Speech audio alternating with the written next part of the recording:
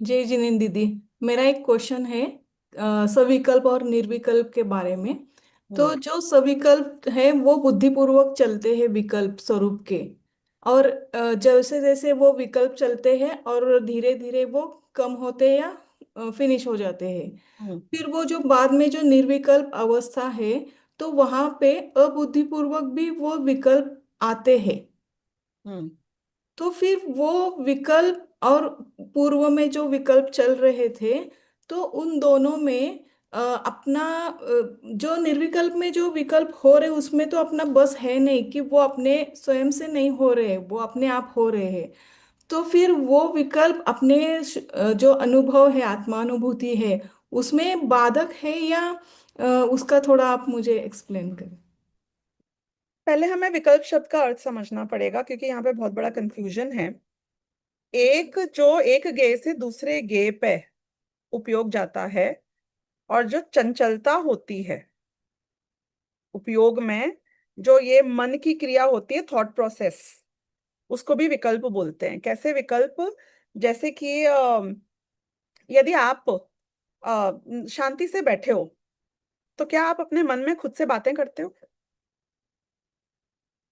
वो मन की क्रिया है, वो विकल्प है जब हम बोलते हैं। और आप जब मन से बातें नहीं करो, तब आप हो, आपका ज्ञान है, पता सब चल रहा है, लेकिन एक अलग टाइप का एहसास है, शांति का एहसास है। जब मन में बहुत, सोने से पहले कभी आप लेटे हो और मुझे ऐसा नहीं करना था, मुझे ऐसा करना चाहिए था, इसने ऐसा क्यों बोला, उसने ऐसा क्यों बोला, ये लैंग्वेज को कट आउट करो जो मन में चल रही है, तो वो मन की क्रिया कट आउट होगी।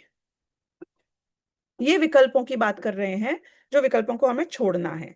तो नए विकल्प, इस अपेक्षा में ऐसा हूं, उस अपेक्षा में ऐसा हूं, आप अभी भी you are moving between thought processes, ये सारे विकल्प नहीं होते हैं आत्मा की अनुभूति के काल में। तो वो तो कट आउट करने हैं आपको। अब ज्ञान का जो स्वरूप है, वो विकल्पात्मक ही है।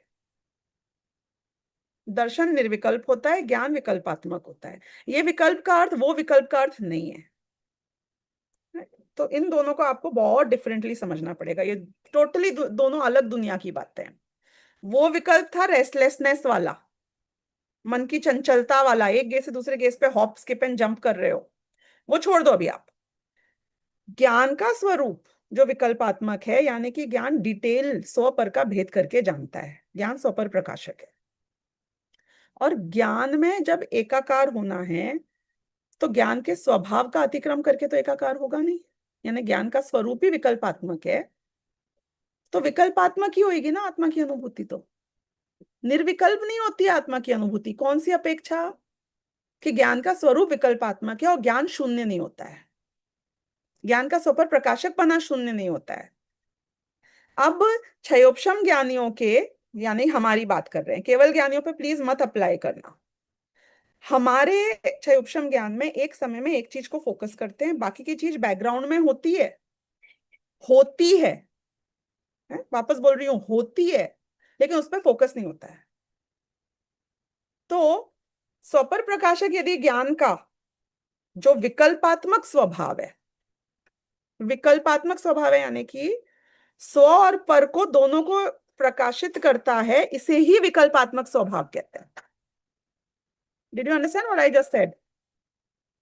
स्व और पर, ज्ञान कभी भी भेद रूप जानता है, अभेद नहीं जानता है। अगेन ये दूसरा भेद चल रहा है। अभी वो अभेद अनुभूति और द्रव्यार्थिक नए वाला अभेद से कंफ्यूज मत करना। तो ज्ञान any time will always reflect स्व एंड पर। माइंड माई वर्ड्स, रिफ्लेक्ट स्व एंड पर। इसे बोलते हैं विकल्पात्मक स्वभाव है ज्ञान का। आत्मा की अनुभूति के काल में ये विकल्पात्मक अवस्था रहती है, यानी स्वपर प्रकाशकपना रहता है। बट वाइल स्व एंड पर आर रिफ्लेक्टिंग, क्षयोपशम ज्ञान फोकसेस ऑन मन, इधर स्व और पर। Did you get the difference? मेरी आंखों में रिफ्लेक्ट तो सब हो रहा है, पर मैं आंखों से फोकस तो कोई एक चीज को देखता हूं ना। जो चीज रिफ्लेक्ट हो रही है पर मैं देखता नहीं हूं, it is as good as non existent, but it is still reflecting. Portrait mode में कैमरा, उसमें रिफ्लेक्ट सब हो रहा है। आपने व्यक्ति को फोकस किया तो बैकग्राउंड ब्लर हो जाएगा, बैकग्राउंड को फोकस किया तो व्यक्ति ब्लर हो जाएगा, लेकिन जिस पे फोकस किया वो हाईलाइट होता है, दूसरा ब्लर होता है, पर रिफ्लेक्ट दोनों करते हैं। तो ज्ञान का स्वभाव रिफ्लेक्शन है। क्षयोपम ज्ञान एक समय में किसी एक पे फोकस करता है। तो हमारा ज्ञान की अपेक्षा, ज्ञान स्वभाव की अपेक्षा बोला जाए तो आपका जो प्रश्न है ना कि आपको लगता है कि शून्य में चला जाऊंगा मैं निर्विकल्प अनुभूति में, या आपको लगता है कि यदि निर्विचार हो जाऊंगा मैं, वो एक्सपेक्टेशन सेटिंग निर्विचार होने की रखोगे तो आत्मा की अनुभूति में निर्विकल्पना नहीं आएगा, क्योंकि रिफ्लेक्शन तो होता ही रहेगा। लेकिन यदि आप समझोगे कि विकल्प यानी कि रेस्टलेसनेस नहीं है, आकुलता नहीं है, कंफ्यूजन नहीं है, thought processes the running train of thoughts नहीं है, शांति है, तो राग का अंश नहीं होना, आकुलता का अंश नहीं होना, कंफ्यूजन का अंश नहीं होना, उसे कहते हैं निर्विकल्प अनुभूति। और वो नहीं होने में आपका काम हो गया ज्ञान का। तो किस अपेक्षा क्या बात हो रही है, ये अगर हम समझेंगे इसकी डेफिनेशन तो बात क्लियर हो जाएगी।